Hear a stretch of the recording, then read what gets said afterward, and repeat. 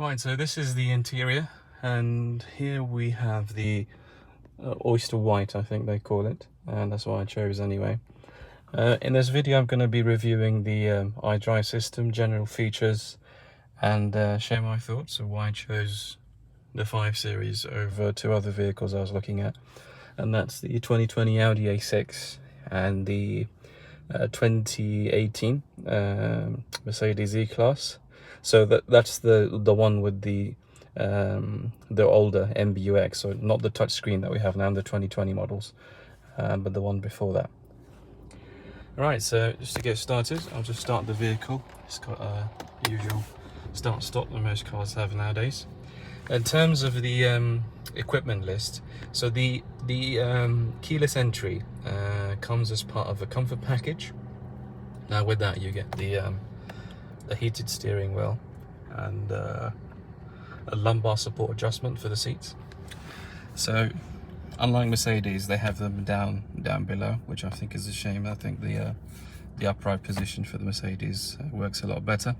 Incidentally, Audi also has them down below. But yeah, you've got memory functions, and I'll talk you through in a minute. But if you choose a driver profile, what it does, then it automatically saves it to the key that you're using. So once you get in, you adjust the seating position, the steering, and the driving style, just the way you like it. In terms of the display, you just got a standard display that I think it's sort of halfway between digital and analog. I'm not sure why they did that, but to be honest, it's really crisp and clear. You've generally got just 2 displays. You've got the comfort, which is what I've got on now, and you've got the sports display. I suppose the only real difference there is it's a bit clearer in terms of the speed you're doing, but I just tend to leave it in comfort anyway. As standard, you get the cruise control, but it's not adaptive, which again I think is a shame in these days, because you get adaptive cruise control even in Toyota Yaris, I believe. But one thing that you don't get in the Mercedes E-Class, although you can get it in the Audi A6, is the head-up display. Now, I'm not sure if you can see it. Yeah, you can see it there. So, well, I think that's really cool. Definitely a must-have. I found it particularly helpful. It shows you, the speed limit for the road that you're on, GPS directions, as well as general information. So things like, a seatbelt warning or anything like that. If the temperature goes below 0 degrees, for example, the slippery conditions, it'll give you a warning. Lights are down by the right-hand side, as for all BMWs. The rest of the cabin, I think, is pretty standard, but generally I think it is much better quality than Mercedes E-Class, and personally I think it's better than the Audi. Although Audis tend to be very good, I think the interior falls short in that it's tends to be dark inside, because it's always black leather, or you can get grey leather, especially here in the UK. Appreciate it might be down to personal preference, but I like it a bit light and airy in here. Unlike the Audi A6, you don't get sort of 3 screens. You got one in there, and usually have, I think, it's one for the navigation, another one for the climate control. The climate controls again is quite standard. You've got heated seats, dual zone air conditioning.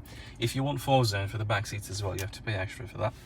In terms of the driving side of things, you've got the normal toggle wheel for the BMW iDrive. You got the auto hold handbrake, and these 2 buttons here. This one is for the parking assist. You get that as standard for this particular model, and anything later than 2017, I believe. So what that does, it scans for a parking spot and takes over the steering, accelerating and braking for you, and parks it for you. This particular one I have here, or this one I've bought, has the parking assistance package. So if I were to press that, in addition to the rear view camera, you get sort of a 360 camera. So you've got here, and you've got the rear view camera. But on top of that, which I think this is really cool, is you get a 3D representation. So you can literally change the view of the camera. So you can change it from side view, so that's on the left. I can go over to the right, and I think it's actually quite good for spying on other people while you're in the car park. But yeah, that's very, very good.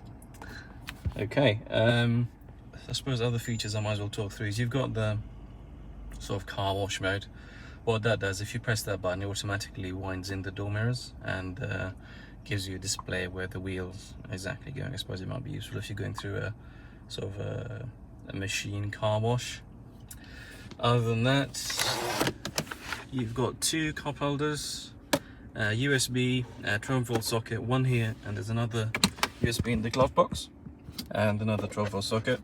So handy if you want to connect a dash cam. If you get the wireless charging option, that usually sits here for this particular model, I believe. For the later models, they move it down here to the front. And okay, in terms of the iDrive, I think it's definitely one of the best. But the reason I prefer this to the older 2017 Mercedes E-Class is the Mercedes, although it's got a really lovely dual screen, it's not a touch screen. It uses a toggle wheel. But with the BMW, with this one in particular, so it's touch screen and it's really crisp, it's fast. Let me just give you a demonstration. So if I had to go into maps, I mean, it is responsive. I suppose the only complaints I might have with the navigation is sometimes it doesn't always pick the best route, but the voice commands, again, are very, very good. So if you want to use the voice commands, you just press that button. So I'll just give a demonstration. I mean, it accepts basic commands, things like, you know, navigational commands, things like that. We'll just test it. Take me to Hillingdon Hospital. Hillingdon Hospital, Uxbridge, Peeled Heath Road was selected. Route guidance has been started. So that works. See if it stops it.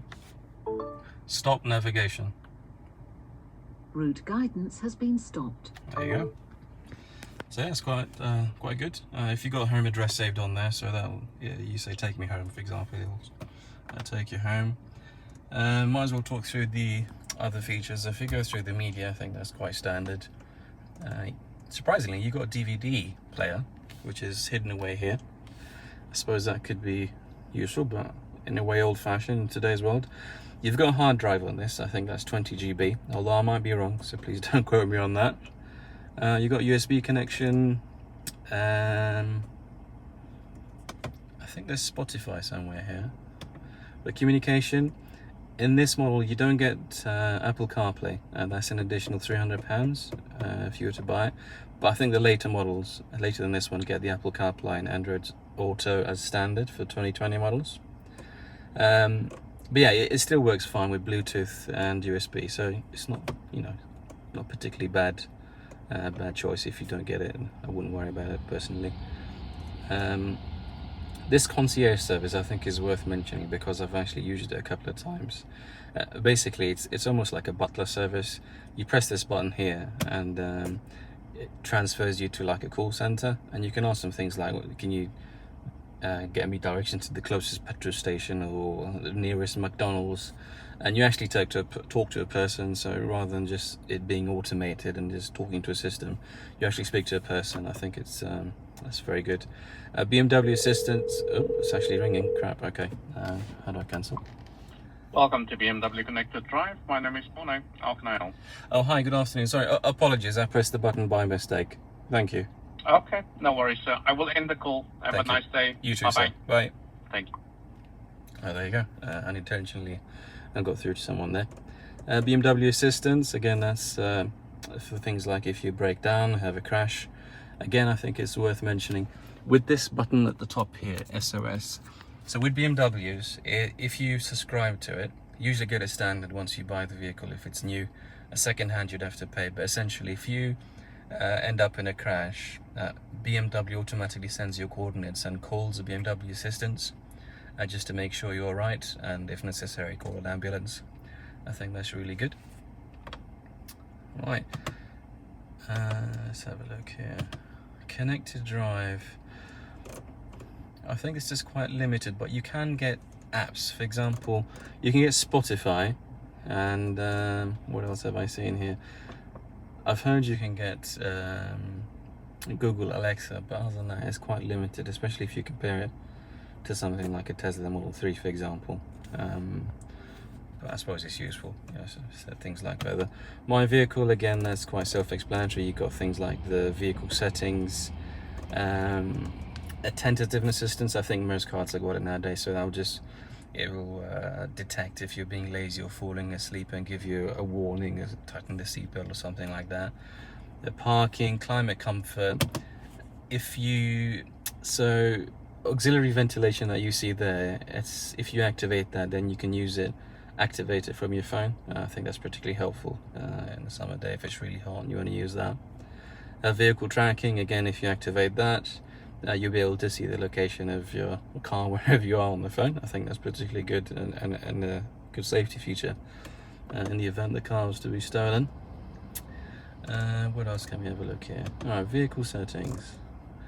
This is worth mentioning. Lights. So might as well go through the ambient lighting. So with the ambient lighting, with the BMW, you get 11 colors, whereas with the Mercedes E-Class you get 64. I'm not too sure about the Audi, but let's just give a demonstration. Unfortunately, it's daytime here, so I'm not sure I'll be able to demonstrate how good it actually is, but I'll just point to the places you see them. So you get light strip here, a light strip there. It looks quite nice. What I'll try and do is I'll put a cutaway to a video I've done, and then hope you'll be able to just to give you an overview of what that's like. This button here is part of the BMW assistance system. So if you're reversing, for example, if they're all on, which they are now, it will stop you from crashing. So if it detects you're about to crash, it'll apply emergency braking. If you're reversing into a dumpster, it will stop you from doing that. That's actually helped me a couple of times.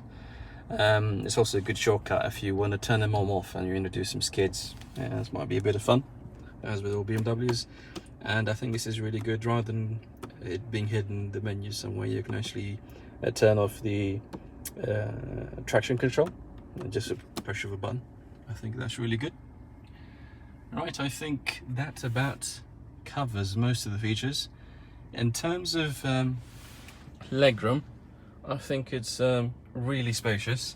So I'm 6 foot tall. If I'll just step outside for a second. Doors open really wide. Seats in my usual driving position. Close the door. Oh, there's the ambient lighting, you can see a bit better. Alright, so yeah, plenty of room. Right, that seat's way back. I tend to drive quite low and relaxed. Although the seat's low, I can stretch my feet. Yeah, very comfortable. No complaints whatsoever. Thank you.